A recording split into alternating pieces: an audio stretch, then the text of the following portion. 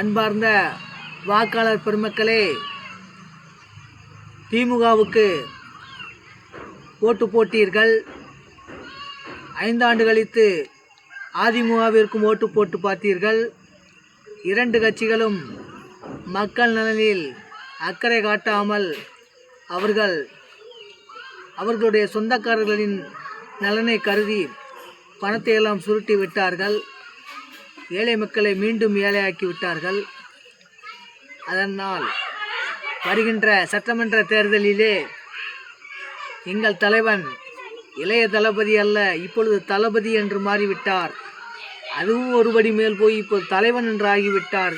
TVK கட்சியில் நீங்கள் ஓட்டு போட்டு எங்கள் தலைவன் விஜய் அவர்களை முதலமைச்சர் நாற்காலியில் உட்கார வைத்தீர்களானால் உங்கள் நலம் மேம்படும், வாழ்க்கை தரம் உயரும் என்று கேட்டுக்கொண்டு, இப்படிக்கு உங்கள் நலம் விரும்பியாக நான்